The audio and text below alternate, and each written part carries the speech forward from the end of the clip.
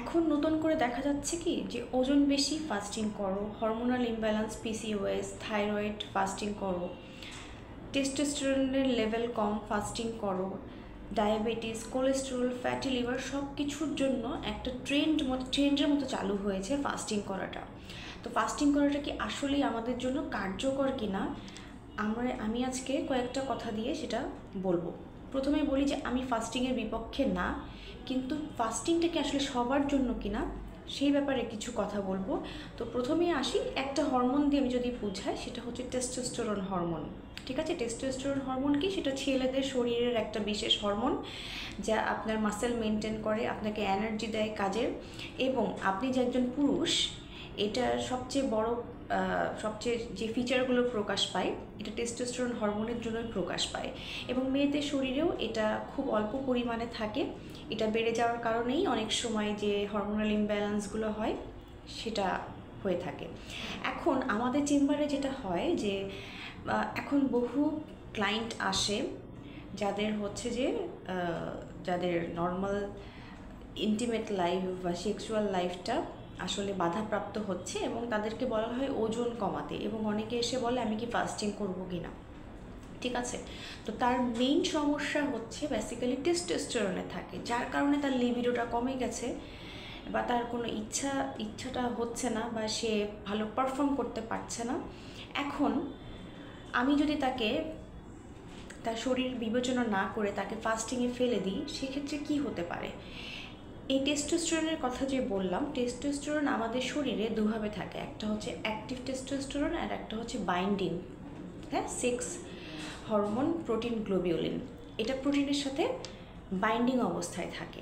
এখন কি হয়, যখন আপনি ফাস্টিং করেন তখন যে টেস্টোস্টেরনটা বাইন্ডিং অবস্থায় থাকে সেই টেস্টোস্টেরনের লেভেলটা অনেক বেশি বেড়ে যায়, অর্থাৎ আপনার শরীরে সেটা আরও বেশি বাইন্ড করতে থাকে।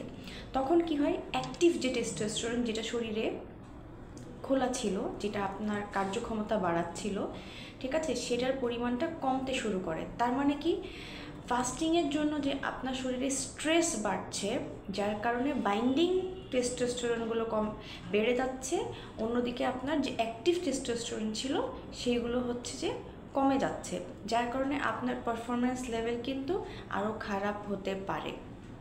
ঠিক আছে, তো সেম মেয়েদের ক্ষেত্রেও তাই। মেয়েদের কোনো হরমোনাল ইমব্যালেন্সে কিন্তু দেখা যায় কি যে এস্ট্রোজেন প্রজেস্টেরন এগুলো বা কর্টিসল হরমোন এগুলো অনেক সময় ফাস্টিংয়ের কারণে আমাদের শরীরে স্ট্রেস যেটা আছে সেটার কারণে এটা বাড়ে, স্ট্রেস হরমোনটা বাড়ে এবং এগুলো হরমোনাল ইমব্যালেন্স আরও বেশি হয়। এবং দেখবেন যে অনেক মহিলা যারা রোজার মাসে এটা কমপ্লেন করে থাকে যে 10-12 দিন রোজা রাখার পরেই পিরিয়ডটা ইরেগুলার হয়ে যাচ্ছে, পিরিয়ড হয়তো হওয়ার কথা ছিল না কিন্তু তার পিরিয়ড হয়ে যাচ্ছে, এবং রেগুলার যখন ফাস্টিং করে তারা অনেকের পিরিয়ডটা ইরেগুলার হয়ে যায়। তো এখন আমি কি বলতে চাচ্ছি, ফাস্টিং খারাপ? আমি বলতে চাচ্ছি না ফাস্টিং খারাপ, কারণ একটা কথা বলি যে ফাস্টিং কি আর অটোফেজি কি। ঠিক আছে, অটোফেজিও ফাস্টিংয়ের মতো। অটোফেজিতে কি হয়, অটোফেজির মানে হচ্ছে যখন আপনি টানা 30 ঘন্টা ফাস্টিং করেন তখন আপনার শরীরে যে প্রসেসটা চালু হয় তার মাধ্যমে আপনার শরীরের পুরানো সেলগুলো, ড্যামেজ সেলগুলো ভেঙে নতুন সেল রিপেয়ার হয়। ঠিক আছে, এটাকে অটোফেজি বলে এবং ফাস্টিংয়ের মাধ্যমেই আমরা অটোফেজি করে থাকি। এখন সায়েন্টিফিক্যালি যেটা বলা হয়, ফাস্টিং ছাড়া কি আমাদের শরীরে অটোফেজি সম্ভব না, সায়েন্সে দুটো কথাই আছে। সেটা হচ্ছে যে আপনি যখন ক্যালোরি ডেফিসিটে যাবেন, ক্লিন ইটিং করবেন এবং হচ্ছে যে মানে যত আপনার শরীরের জন্য সুইটেবল খাবারগুলো খাবেন, তখন অলরেডি আপনার শরীরে অটোফেজি সম্ভব। অর্থাৎ আপনার গোলে পৌঁছাতে হলে আপনাকে হরমোনাল ইমব্যালেন্স বা পিসিওএস অথবা ডায়াবেটিস এগুলো ঠিক করতে হলে যে আপনাকে একেবারে 24 ঘন্টা, 30 ঘন্টা, 48 ঘন্টার ফাস্টিংয়ে যেতে হবে, এটা মনে করার কোনো কারণ নেই। ঠিক আছে, তো আমার ভিডিওর অর্থ এটা না যে ফাস্টিং খারাপ, কারণ আমরা যারা মুসলিম তারা যদি ইসলামের দৃষ্টিকোণ থেকে ফাস্টিংটাকে দেখি, এটা কিন্তু পবিত্র কুরআনে বা হাদিসে দুভাবেই লেখা আছে যে আমাদের শরীর যদি পারমিট না করে তাহলে আমরা রোজা রাখবো না, অর্থাৎ আল্লাহ দুটো রাস্তায় খোলা রেখেছেন। অর্থাৎ ফাস্টিংটা আপনার শরীর যদি পারমিট না করে আপনি ফাস্টিং করবেন না। হ্যাঁ, কিন্তু নর্মালি 14 থেকে 16 ঘন্টার ফাস্টিং সপ্তাহে 1 দিন 2 দিন এটা সবার শরীরে মোটামুটি স্যুট করে। আপনি চাইলে এই 15-16 ঘন্টা ওয়াটার ফাস্টিং করতে পারেন বা ওভারনাইট ফাস্টিং করতে পারেন। যেমন আমার ক্ষেত্রে আমি যখন টানা ড্রাই ফাস্টিং করি সেটা আমার শরীরের উপরে খুব নেগেটিভ ইফেক্ট ফেলে এবং আমি বুঝতে পারি যে এটা আসলে ভালো কাজ করছে না। আদারওয়াইজ আমি কিন্তু সারা বছরই মোটামুটি 14 ঘন্টার ওয়াটার ফাস্টিং করি এবং সেটা রাতের বেলা খেয়ে ঘুমিয়ে যাই, সকালে উঠে পানি খাই এবং একটু পরে আমি ব্রেকফাস্টটা করি। এটা আমার শরীরের কোনো হরমোনাল ইমব্যালেন্স অথবা আমার মেনস্ট্রুয়েশন প্রবলেম অথবা আমার স্ট্রেস হরমোন বাড়ানো এই ধরনের কোনো প্রবলেম আমি এটা ফেস করি না।